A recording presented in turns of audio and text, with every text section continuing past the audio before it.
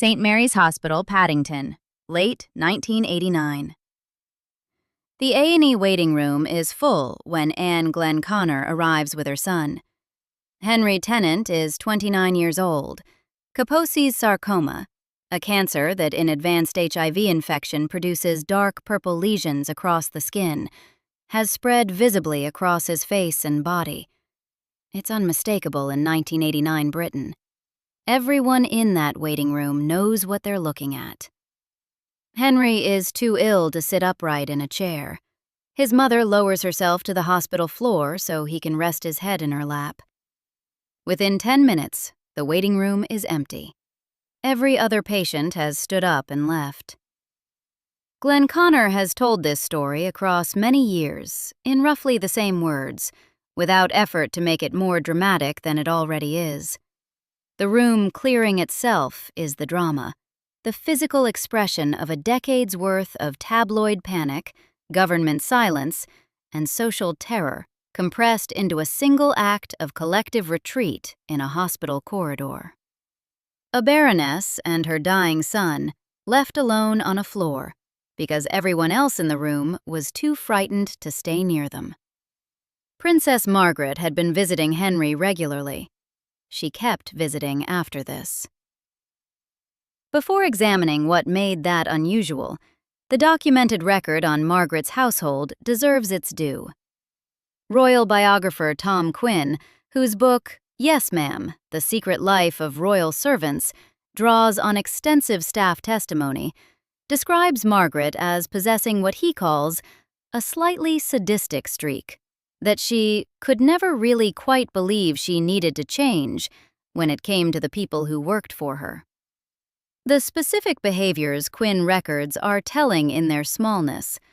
Servants checked whether the television felt warm on her return, because discovering that staff had been watching it in her absence put her into a rage.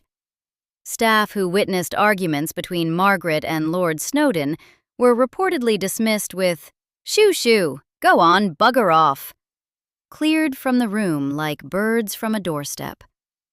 Craig Brown's Ma'am Darling, published by Fourth Estate in 2017, 99 glimpses of Princess Margaret assembled from diaries, letters, and eyewitness accounts, works in the same territory. The cutting remark as social reflex, deference as baseline expectation rather than courtesy. A world arranged around her comfort in ways she apparently couldn't notice because she'd never experienced anything different. Brown's method is archival. His conclusions aren't fiction. Margaret also expected formal address regardless of setting. Staff and companions addressed her as "Ma'am" on Mystique, in beach houses, in the hospital room where she once convalesced for a week in a house not her own. Glenconner, in the memoir, describes sleeping in the next room to tend to her, cleaning the room herself, bringing food, because Margaret knew none of the servants in the house and didn't want them near her. The "ma'am" was enforced everywhere. The memoir is full of small tableaus like this. Margaret's needs calibrated to a precision that made her exhausting for the people managing them. None of this disappears when you introduce the Glenconner exception.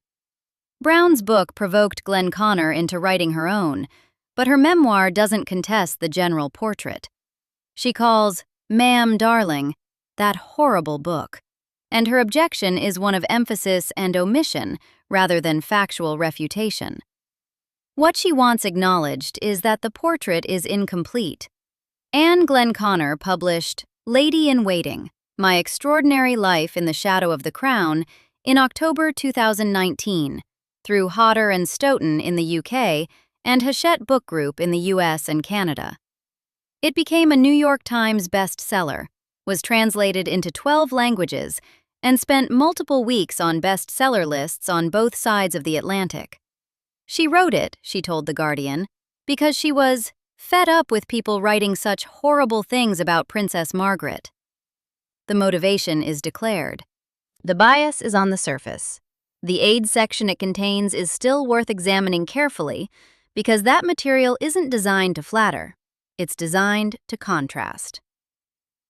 Anne Veronica Coke was born on 16 July 1932.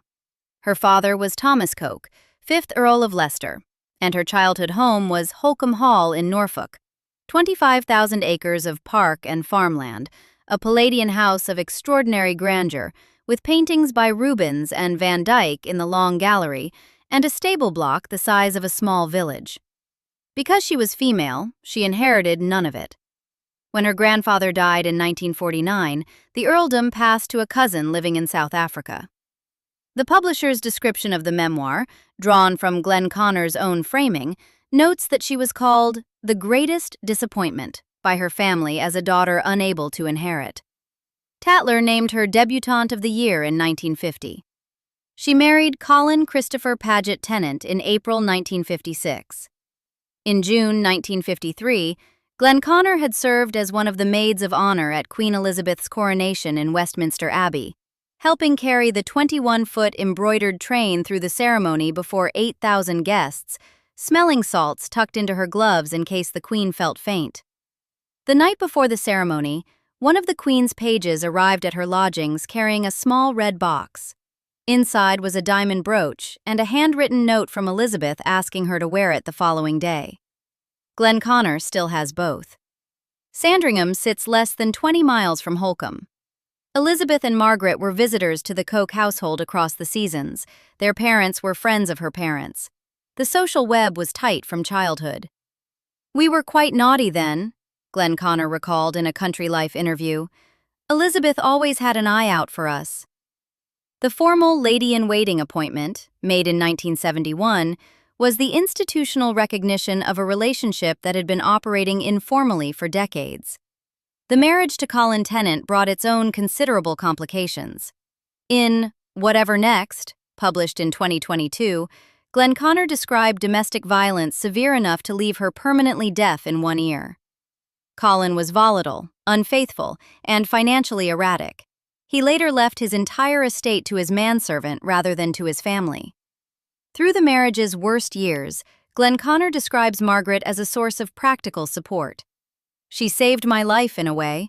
She was caring, but she was also practical. She didn't approve of crying or moaning. You had to pull yourself together." In 1991, Glenconner was appointed Lieutenant of the Royal Victorian Order in the Birthday Honours, formal recognition of personal service to the royal family spanning 20 years. 5 children. Charles Edward Pevensey Tennant, born February 1957. Henry Lovell Tennant, born February 1960. Christopher Carey Tennant, born April 1968, and twin daughters Flora May and Amy Jasmine, born November 1970. The Tennant children would experience 3 separate catastrophes across a single decade, a fact that matters when calibrating the weight of what Margaret's sustained presence meant. The friendship had specific texture, and establishing that matters. Without it, the AIDS crisis account reads as loyalty in the abstract, rather than loyalty between 2 particular people with a history.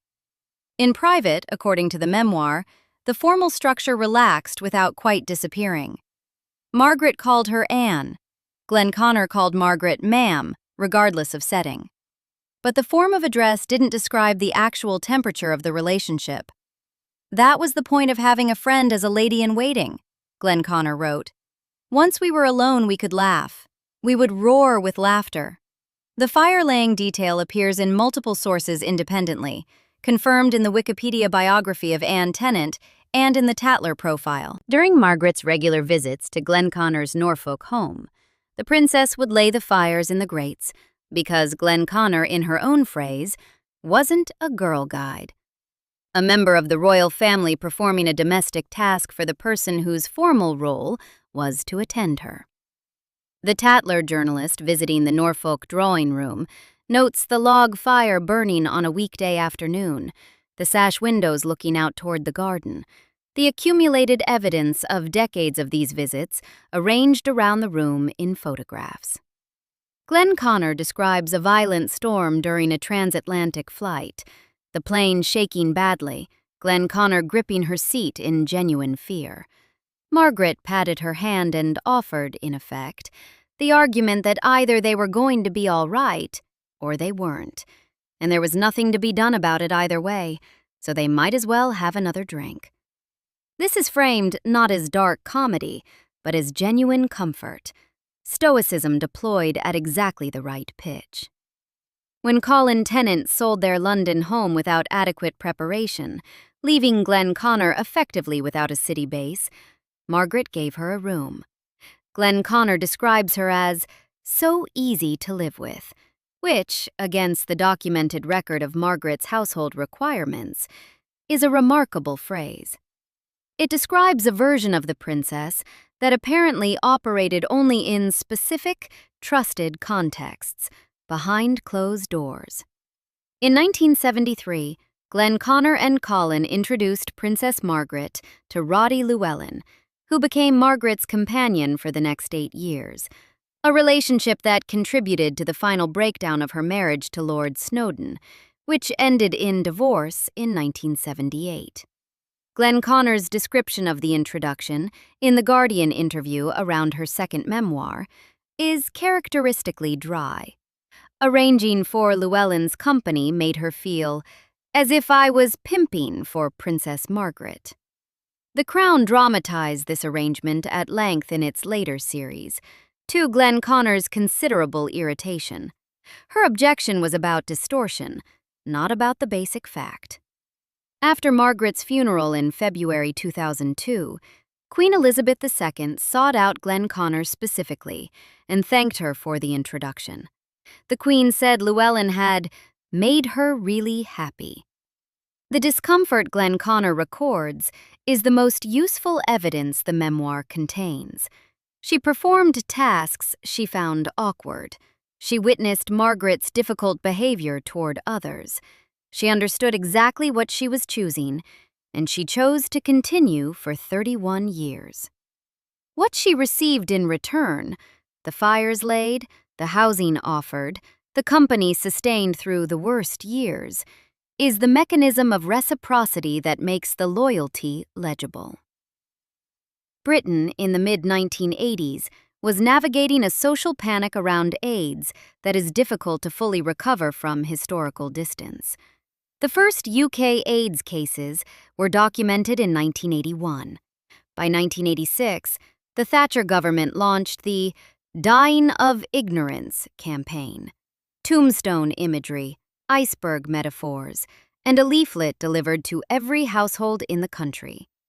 The campaign was more effective at amplifying fear than providing usable information, partly because the messaging was deliberately diffuse to avoid targeting gay men specifically, and partly because the public health understanding of transmission was still limited at government level. The result was a climate in which terror outran knowledge by a significant margin. British newspapers had been calling AIDS a gay plague since the early 1980s. The tabloids published stories framing the epidemic as consequence, moral, sometimes explicitly divine, with coverage that positioned people with AIDS as vectors of their own misfortune. The word innocent began appearing as a qualifier for hemophiliacs and blood transfusion recipients, the implication being that gay men weren't.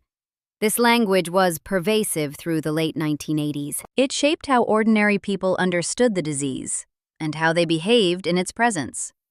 Surveys from the period document widespread belief that casual contact, handshakes, proximity, shared air, could transmit HIV. By the late 1980s, UK AIDS-related deaths were approaching 1,000 per year, which they reached in the early 1990s before effective treatments changed the prognosis. The social cost of public association with AIDS was real for public figures in this period. To attach your name to an AIDS hospice, to be photographed with someone visibly dying of AIDS, was to accept associations the press was still treating as scandalous, or, at best, pitiable. Most people with reputations to protect calculated accordingly. Princess Diana made her first public gesture around AIDS in 1987, opening the UK's first HIV/AIDS unit at the Middlesex Hospital in London. The footage of her shaking hands with patients without gloves, at a moment when the public widely believed casual contact could spread the virus, was understood immediately as a statement. Her AIDS work became one of the defining elements of her public identity precisely because it was visible. She understood that visibility was the instrument of change. Margaret's involvement was less visible. Not absent, less visible. Henry Lovell Tennant was born on 21 February 1960, the second of Anne and Colin's 5 children. He married Teresa Cormack in 1983.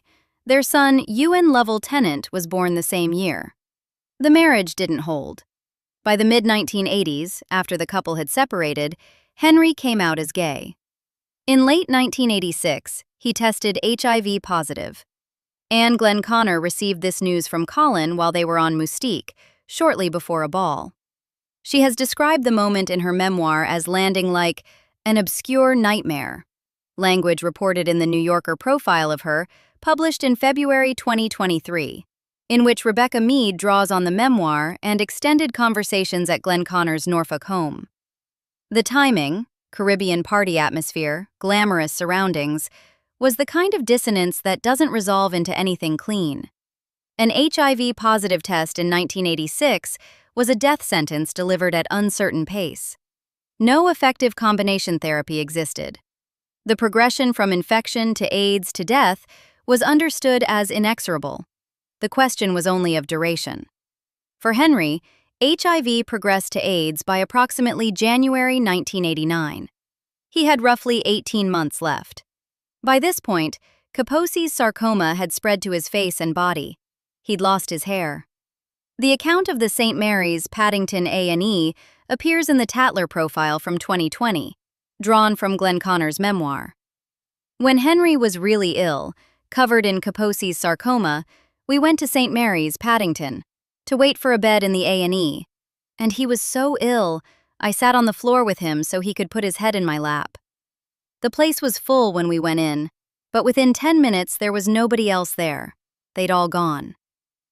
The framing Glenconner applies to the broader social landscape during these years is precise and understated. When my second son had AIDS, which in the 80s was terrifying because we didn't know how it was caught, she told Town & Country magazine in an interview timed to the memoir's release, quite a lot of our friends suddenly couldn't come and stay. Quite a lot of friends, suddenly unavailable. The phrasing is from a generation that typically understates what has gutted them. Margaret kept visiting. She attended Henry's funeral after his death on 2 January 1990. She accompanied Glenconner to the London Lighthouse Hospice in Ladbroke Grove, where she sat with AIDS patients.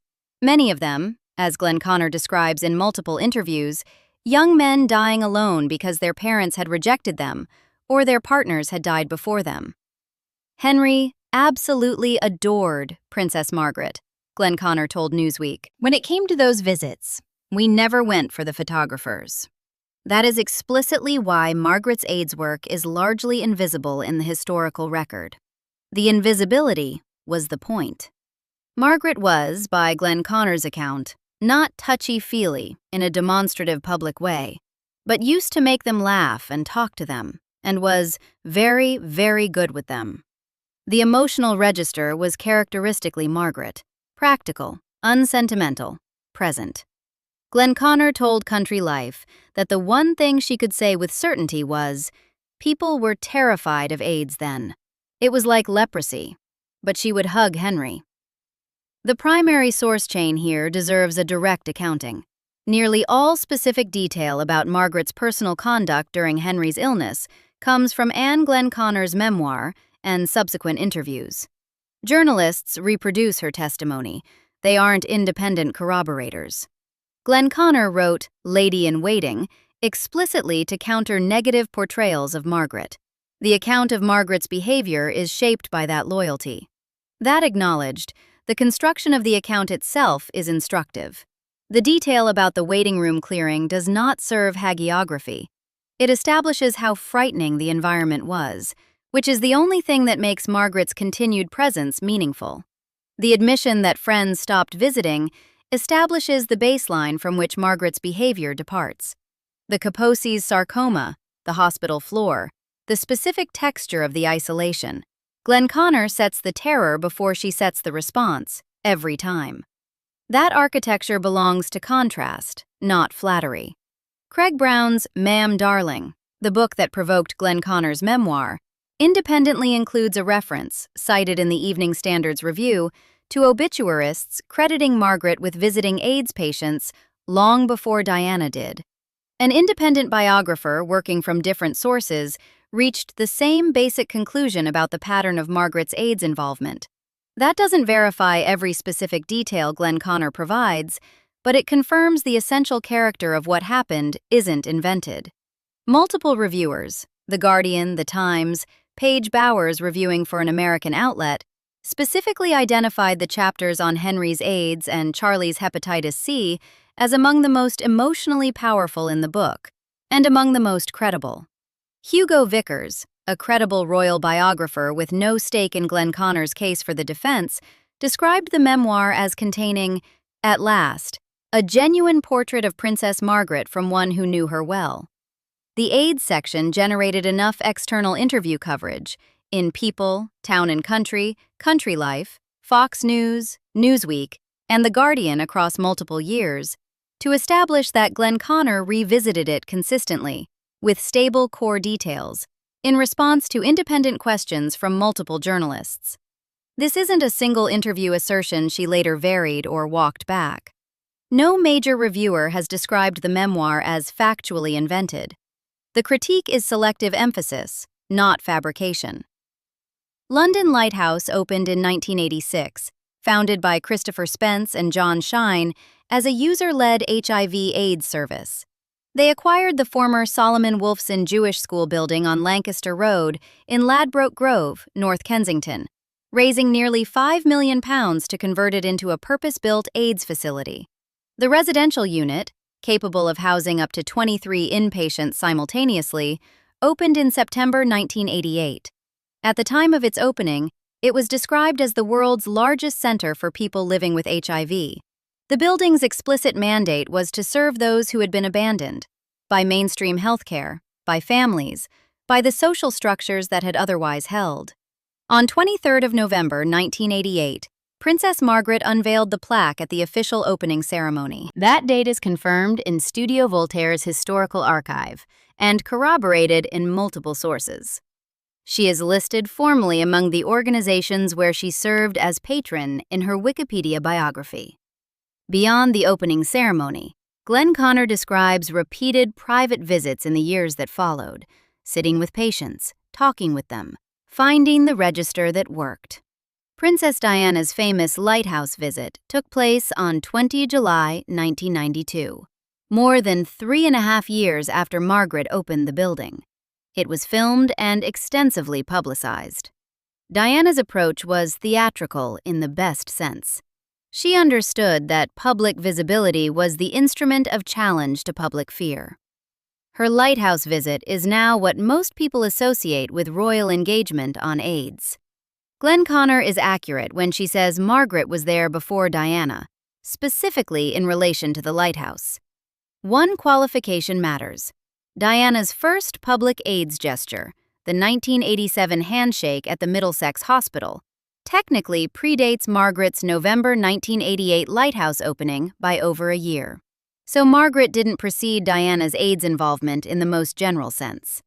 What the record shows is that Margaret opened the lighthouse 4 years before Diana's famous visit, maintained a patron relationship with the institution, and made repeated private visits that no camera recorded. The Deseret News reported in November 1992 that Margaret will become royal patron of the London Lighthouse charity, suggesting this formal title may have been either a formalization or an expansion of an existing relationship, announced in the months following Diana's high-profile July visit. The lighthouse continued operating until 2000, when it merged with the Terence Higgins Trust as effective antiretroviral treatments reduced the need for residential hospice care. The building was eventually sold. The site now houses the Museum of Brands. The Memorial Garden, where the ashes of many who died at the lighthouse were scattered, was preserved. Princess Margaret died on 9 February 2002 at King Edward VII's Hospital in London, aged 71, following a stroke, the latest in a series that had affected her since 1998. She never publicly discussed her lighthouse visits or her relationship with Henry Tennant's illness. The visits were private by intention. The invisibility was the point, and also, in the longer historical account, the problem. Charlie Tennant, Henry's older brother, was navigating his own catastrophe across the same years. He had struggled with heroin addiction through the 1980s. Colin disinherited him at 21 because of it. During the worst years, Charlie sold private photographs of Princess Margaret in fancy dress at the family's Scottish estate, Glen, to the Daily Mail to raise money for drugs. A detail reported by The Independent. He later achieved sobriety, married Sheila Scott in 1993, and had a son, Cody Charles Edward Tennant, born on 2 February 1994. He died on 19 October 1996 in Edinburgh, at 39, of hepatitis C contracted from a contaminated needle during the addiction years, compounded by pneumonia. His funeral was marked by the Reverend Stanley Hood praising his courage in struggling with what was described as the dark tunnel of despair. He isn't the son connected to the AIDS story. He was its context, another catastrophe, another disease, and a life that still found its way to sobriety and parenthood before it ended. Christopher Tennant, the third son, suffered severe brain damage in a motorcycle accident in 1987, at 19. She rejected the prognosis and spent years working on his recovery. Christopher recovered sufficiently to marry, to have 2 daughters, and to live near his mother in Norfolk. 3 sons. 3 separate catastrophes in a single decade. Henry's AIDS, Charlie's heroin addiction and hepatitis C, Christopher's motorcycle accident. The friendship with Margaret ran through all of it. Through Margaret's own divorce from Snowdon in 1978, through the Llewellyn years, through the gradual decline of Margaret's health in the late 1990s, and finally, through the February 2002 death and the funeral at which the Queen found Glenconner in the crowd and thanked her for 31 years of friendship to her sister. I sat with Princess Margaret, my oldest friend, a couple of days before she died, Glenconner told CBS Mornings years later. It feels like yesterday. What does the Glenconner record add to the existing portrait of Princess Margaret? Not a rehabilitation. The documented cruelty to staff in Tom Quinn's accounts, in Brown's 99 glimpses, in the consistent testimony of people who worked in Margaret's household, that evidence holds. Multiple independent sources, multiple categories of witness. It doesn't dissolve because one person's experience was different. What it adds is a documented instance of genuine reciprocal loyalty that operated in parallel with the cruelty, in a different relational register, over a very long time and under very serious pressure. Lady Elizabeth Cavendish, one of Margaret's longtime friends rather than staff, is quoted in biographical coverage as saying that Margaret was probably the loyalest friend you could have once she'd decided she liked you. Glenconner's account is the longest and most detailed instantiation of that observation on record. 31 years. Through the marriage to Colin, through the Snowdon divorce, through the Llewellyn relationship, through Henry's diagnosis and deterioration and death, through Charlie's illness and Christopher's accident, through Margaret's own declining health and her death in February 2002. Margaret treated people differently according to how she categorized them. For most of her household, she was the employer Quinn and Brown documented. For Glenconner, whom she'd known since childhood, whose fires she'd laid, whose son she'd hugged when the waiting room was emptying around them, she was something else. The two things operated in parallel, without contaminating each other. Both are true. The historical record is large enough to hold both.